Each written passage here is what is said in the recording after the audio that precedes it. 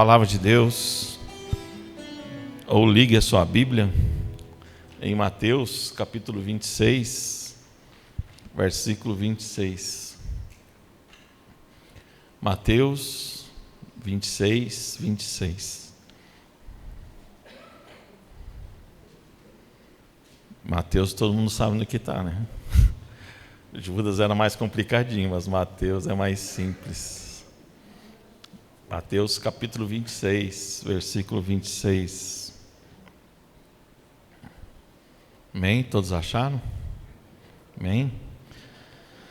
Na minha versão diz assim: enquanto comiam, Jesus tomou o pão, deu graças, partiu e deu aos seus discípulos, dizendo: tomem e comam, isto é o meu corpo.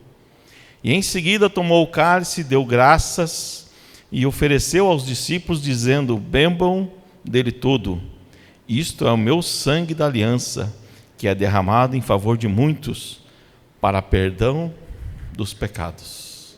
Amém? Pode sentar, querido.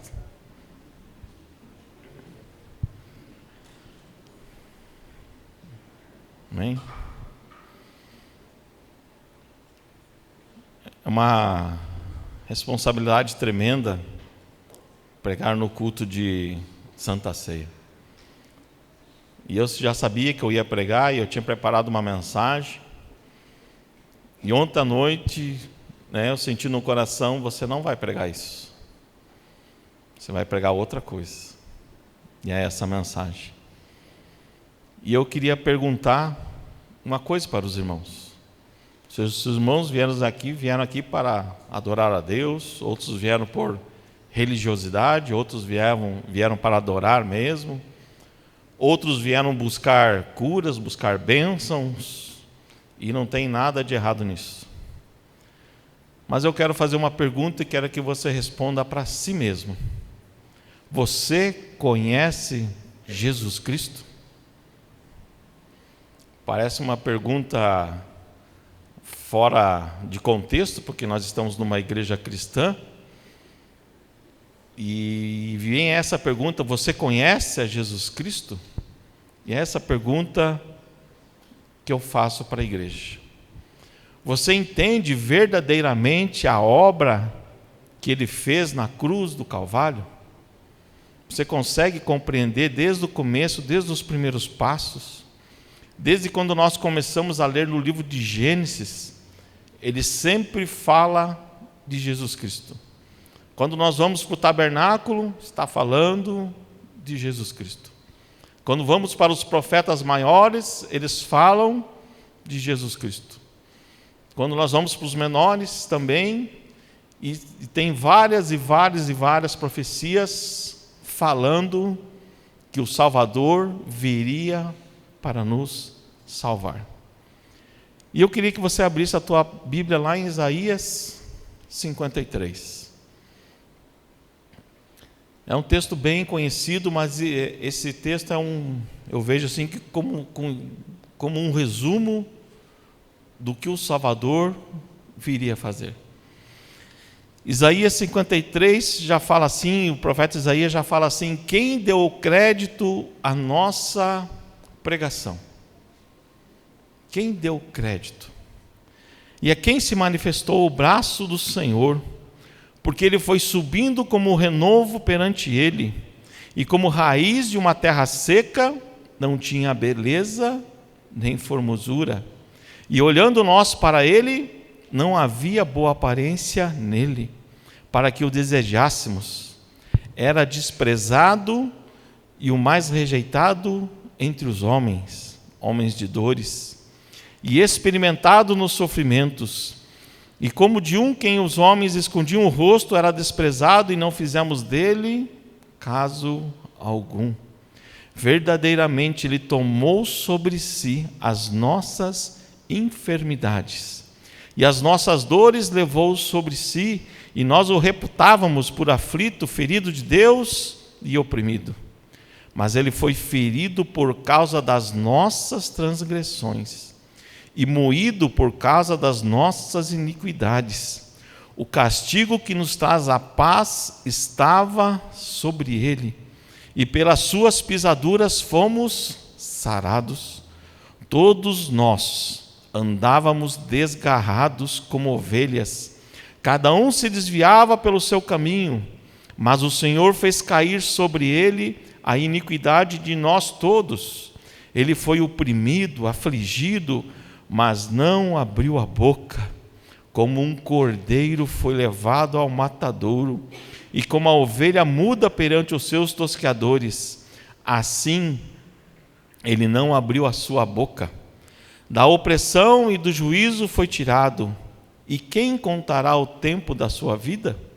Porquanto foi cortado da terra dos viventes pela transgressão do meu povo. Ele foi atingido e puseram a sua sepultura com os ímpios e com o rico na sua morte, ainda que nunca cometeu injustiça, nem houve engano na sua boca. Todavia ao Senhor agradou moê-lo, fazendo-o enfermar. Quando a sua alma se puser por expiação do pecado, verá a sua posteridade, prolongará os seus dias, e o bom prazer do Senhor prosperará na sua mão. Ele verá o fruto do trabalho da sua alma e ficará satisfeito com o seu conhecimento. O meu servo, o justo, justificará a muitos, porque a iniquidade deles levará sobre si. Por isso lhe darei a parte de muitos, e com os poderosos repartirá ele o despojo, porquanto derramou a sua alma na morte, e foi contado com os transgressores. Mas ele levou sobre si os pecados de muitos, e intercedeu pelos transgressores. Isaías recebeu essa revelação 700 anos antes de Jesus vir. E quando nós vemos que eles já tinham um plano para isso. Deus já tinha um plano. E ele não só mostrou para Isaías, mas mostrou para Daniel, para Zacarias, para Judas, como eu li, como nós lemos aqui no início do culto. Ele mostrou o que iria acontecer para Enoque, que estava lá no começo. Então Deus veio se mostrando de várias maneiras. Para Abraão, Deus mostrou que ele estava providenciando o cordeiro. Para Isaías, ele mostrou como seria o cordeiro. E para João Batista, ele mostrou o cordeiro de Deus. E se há um cordeiro, há um sacrifício. No Antigo Testamento, no tempo de Moisés, para perdão dos pecados era necessário imolar um cordeiro novo de apenas 2 anos. E diz a tradição judaica que você tinha que pegar o cordeiro e ficar um tempo na sua casa aquele cordeiro. E para quem tem animal de estimação, sabe que você pega amor ao bicho, né? Se você tem gato, cachorro, passarinho, ou se você não tem nada, mas quem tem, você acaba pegando amor àquela criatura de Deus. E o cordeiro na casa do judeu acontecia a mesma coisa. Eles pegavam amor por aquele cordeiro novo. E eles tinham que levar, depois de um tempo, para o quê? Sacrificá-lo para perdão dos seus pecados. E eles tinham que fazer isso durante todas as vezes que eles foram fazer o sacrifício para perdão de pecados. E quando Moisés libertou o povo do Egito, e lá ele fez não o templo, o tabernáculo, para fazer todo esse sacrifício. Só que no meio daquele caminho do deserto, surgiram cobras e serpentes que começaram a picar as pessoas que estavam no deserto.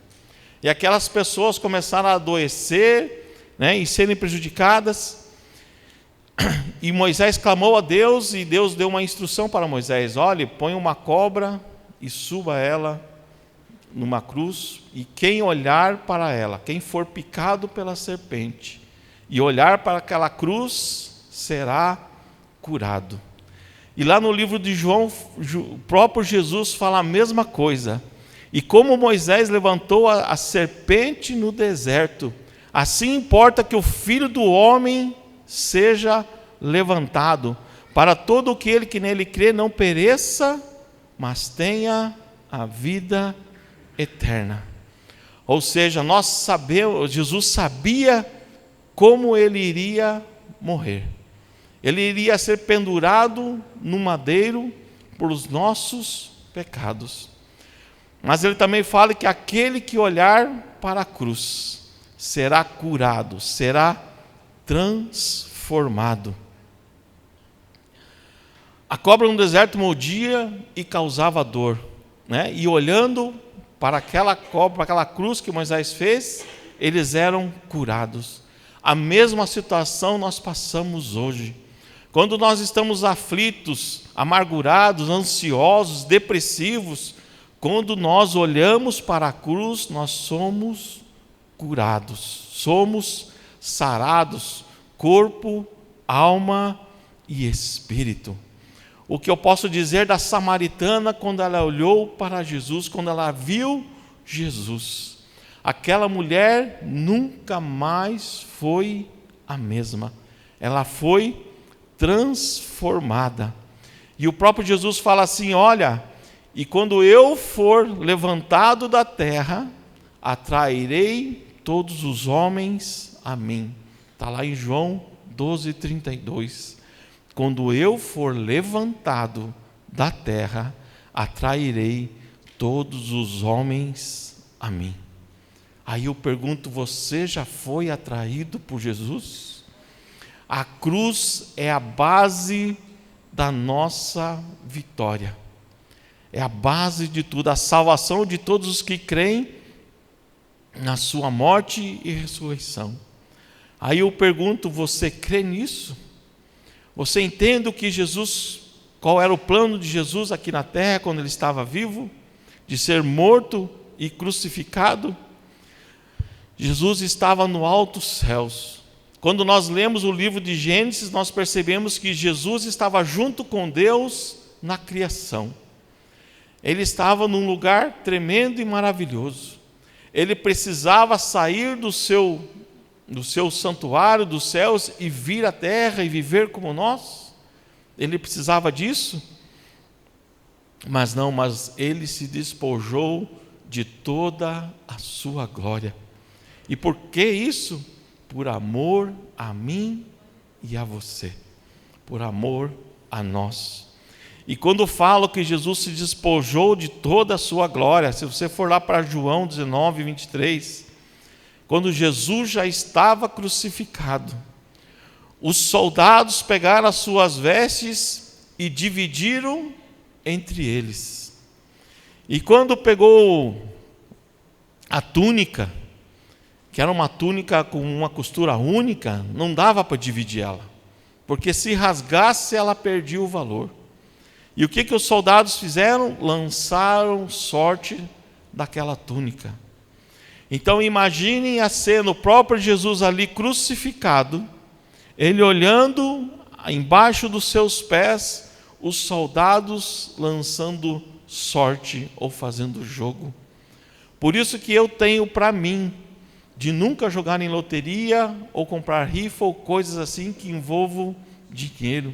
Porque quando o meu Salvador estava crucificado, os homens estavam fazendo jogatina aos seus pés.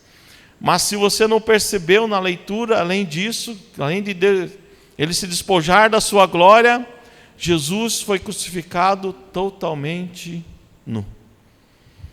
Jesus foi crucificado naquela cruz totalmente nu. Por quê? Para se cumprir a escritura que estava escrito no Antigo Testamento. Se você for para Levíticos 16:23, fala assim, ó: quando Arão voltar para dentro do encontro, ou seja, Arão era o sumo sacerdote, e ele tinha aquelas vestes sacerdotais com pedras e tudo mais. E a palavra fala assim: quando Arão voltar para dentro da tenda do encontro, tirará as roupas de linho. ou seja, todo aquele esplendor que o sacerdote tinha, ele tinha que tirar toda a sua roupa que vestia e entrar no lugar santíssimo e deixar as roupas ali. Ele se banhará com água no lugar sagrado, vestirá suas roupas habituais, não era aquela roupa do sacerdócio, e sairá para apresentar um holocausto para si e um holocausto para o povo. Deste modo fará expiação por si mesmo e pelo povo. Ou seja, Jesus cumpriu justamente o que o sacerdote fazia. Ele tirava toda a sua vestimenta, toda aquela pomposidade que ele tinha, ficava nu, se banhava e vestia roupas simples. E foi isso que Jesus fez por nós. Saiu da sua glória e veio para cá e viveu o que eu e você vivemos. Teve os mesmos sentimentos que eu e você temos. Ele teve dores, angústias e tudo mais, dores. Jesus chorou também. Em Isaías 53, que nós lemos, fala assim: todavia ao Senhor agradou moê-lo. Só quem é pai e mãe pode entender o que é isso. Será que você entregaria o seu filho para salvar a vida de um estranho? Será que você entregaria seu filho ou sua filha para salvar a vida de talvez quem aos nossos olhos não merecia? E foi isso que Deus fez com o seu próprio filho. Deus agradou em moê-lo. E não só moê-lo, mas sobre Jesus naquela cruz estava todos os nossos pecados, o meu e o seu. Em Isaías 59, 2 fala assim: contudo, as vossas iniquidades têm feito separação entre vós e o vosso Deus, e os vossos pecados têm escondido a face dele de vós. Então, o que o pecado causa em nós? A separação de Deus. Como que nós podemos chegar a Deus se estamos cheios de pecados? Como que nós podemos entrar na sua presença se estamos cheios de pecados? E Isaías fala que isso faz separação entre nós e Deus. E em Mateus 27:45 fala assim: e desde a hora sexta houve trevas sobre a terra até a hora nona.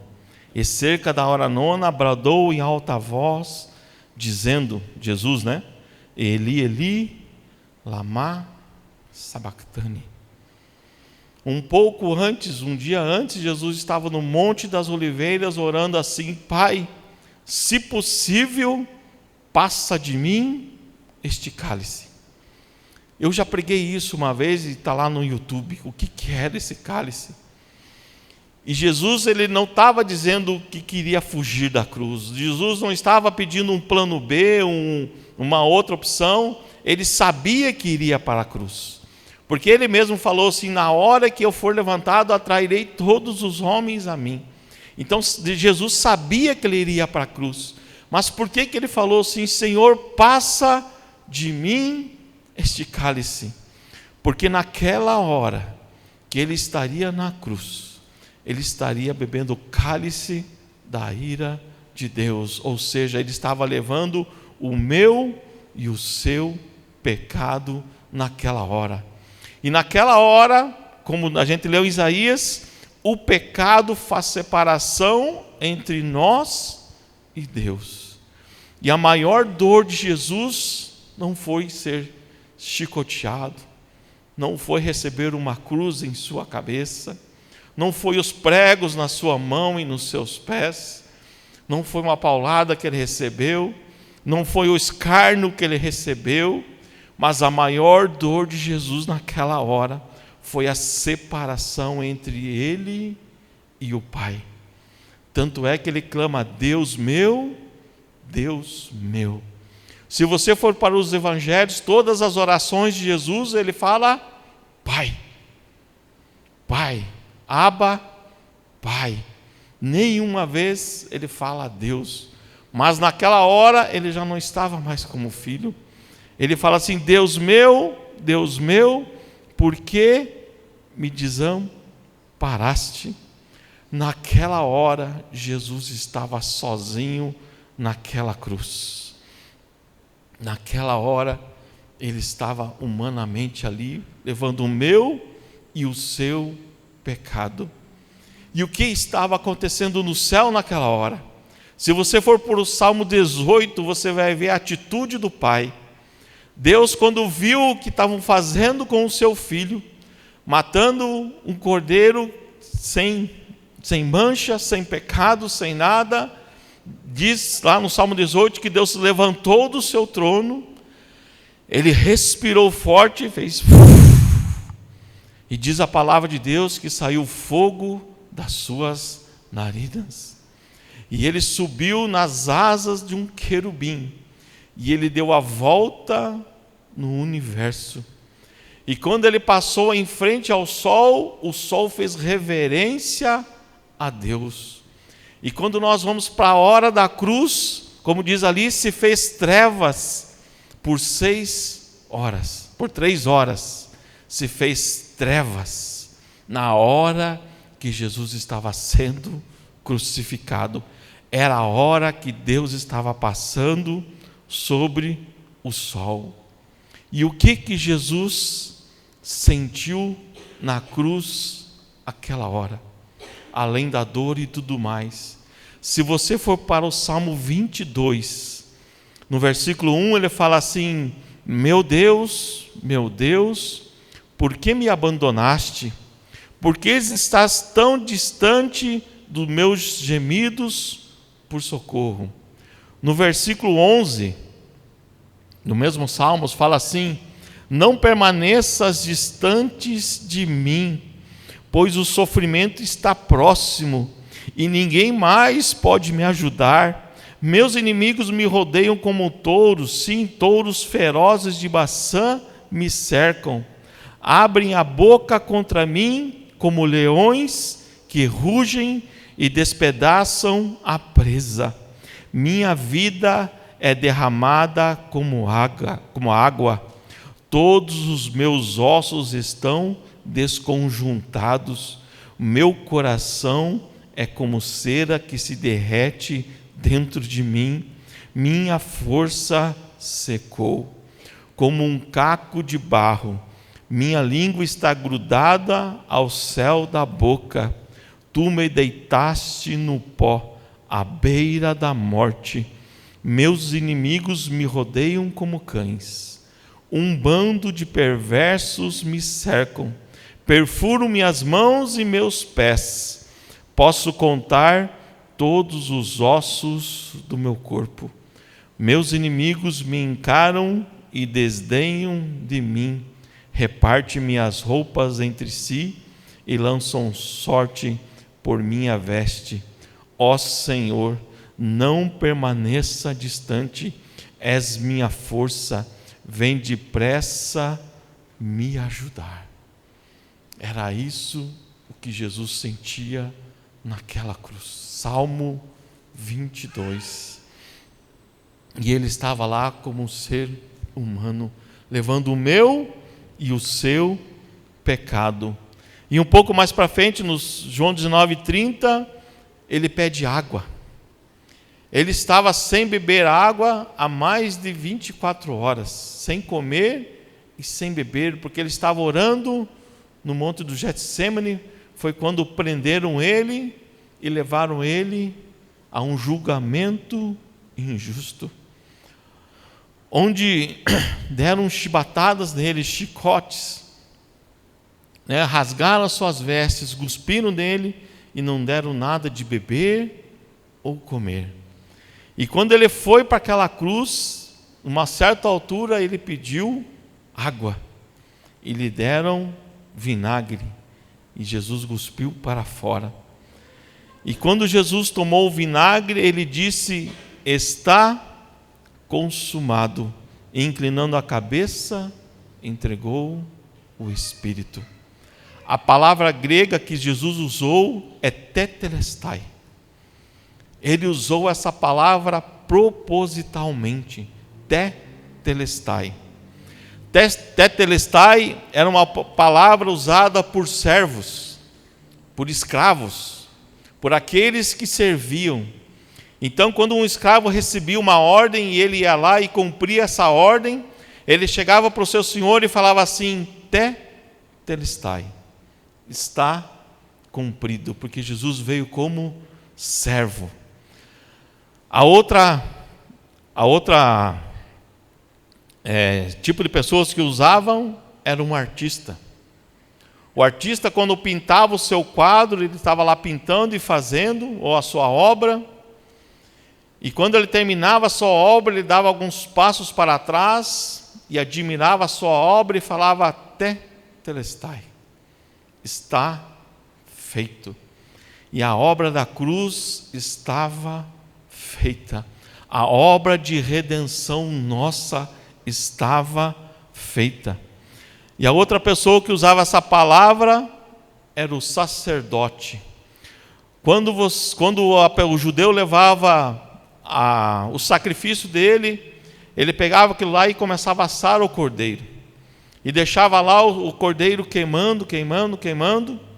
E quando o cordeiro estava pronto, do jeito que eles achavam que tinha que ser, ele falava: tetelestai, o sacrifício está cumprido. E era isso que Jesus estava fazendo na cruz do Calvário. Por isso que João Batista olhou para Jesus e falou: eis o Cordeiro que tira o pecado do mundo. O judeu entendia que ele era o Cordeiro e ele tinha que morrer. E por isso que Jesus falou: tetelestai. Outras pessoas que usavam essa palavra eram mercadores. Então você ia lá, comprava alguma coisa de um mercador e anotava. E geralmente hoje se fala em nota promissória, mas na época eles chamavam isso de escrita de dívida. E quando você levava a mercadoria, depois quando você ia pagar a mercadoria, o mercador pegava aquela escritura de dívida, você pagava tudo, e era num pedaço de couro, e ele pegava aquela dívida e escrevia: tetelestai, está pago. A sua dívida está pago. Tetelestai. A nossa dívida está paga. Tetelestai. E era usado por escravos livres. Quando a pessoa era escrava, furavam a orelha dela. Então você sabia que uma pessoa era escrava porque a sua orelha era furada. Só que depois de 7 anos, você libertava aquele escravo. Era essa a lei judaica. Você tinha que libertar aquele escravo. E quando aquele escravo chegava em algum lugar pedindo emprego, a pessoa, o patrão olhava assim: não, mas você é escravo. Você fugiu do seu dono. Você abandonou, você largou o seu proprietário e veio fugir e veio aqui pedir emprego. Então ou eu vou te prender ou eu vou te levar para o teu antigo dono. E o que esse escravo fazia? Ele tirava um pedacinho de couro também, escrito dizendo que ele era livre. Estava escrito naquele pedacinho: tetelestai. Ou seja, você está livre. Naquela cruz do Calvário, Jesus fez tudo isso por nós. Nós estamos livres. A dívida do pecado foi pago. Em Colossenses 2,14, Paulo fala assim: apagando a escrita de ordenanças que eram contra nós, a qual nos era contrária, e tirou-a do meio de nós, cravando na cruz. A minha dívida e a tua dívida está paga. Basta você crer, basta você olhar para a cruz e aceitar Jesus como teu único e suficiente Salvador. E com o sacrifício de Jesus na cruz, Jesus aplacou a ira de Deus sobre a raça humana. Agora nós somos salvos, agora nós temos liberdade. Em 1 João fala assim: mas se andarmos na luz, como Ele na luz está, temos comunhão uns com os outros, e o sangue de Jesus Cristo, seu Filho, nos purifica de todo o pecado. O sangue de Jesus nos purifica de todo o pecado. Se eu tenho uma aliança com Cristo, e nós lemos aqui no começo que o cálice representa o sangue da aliança com Cristo. Se eu tenho uma aliança com Cristo, você também tem uma aliança com Cristo, então nós temos uma aliança com Cristo. É por isso que eu tenho o costume de pegar o meu cálice e trocar com a minha família ou com quem está perto. Porque se eu tenho uma aliança com Cristo e você também tem uma aliança com Cristo, então nós temos uma aliança, nós somos igreja, nós somos filhos de Deus. Por isso esse costume de trocar o cálice. Mas além disso, na morte na cruz de Jesus, o véu do templo se rasgou de alto a baixo. No lugar santíssimo, onde somente o sumo sacerdote podia entrar, somente o sumo sacerdote podia sentir a presença de Deus uma vez por ano, agora o véu se rasgou. Eu e você podemos entrar no Santo dos Santos. Basta você entrar no seu quarto, fechar a sua porta e adorar a Deus em espírito e em verdade. Isso não é um privilégio mais de sacerdotes, de reis, de profetas ou de pastores, mas de todos nós. Nós podemos achegar ao Santo dos Santos e adorar a Deus, adorar a Jesus, porque Ele é o nosso Salvador. Mas infelizmente algumas pessoas ainda, que vêm talvez de uma linhagem católica, têm a imagem de Jesus crucificado numa cruz do madeiro. Muitas vezes a gente olha para Jesus e pensa, ficamos com dó, coitado de Jesus, né? E ficamos com aquele pensamento errôneo. Aí eu te pergunto, onde está Jesus hoje? E eu gosto desta Bíblia aqui.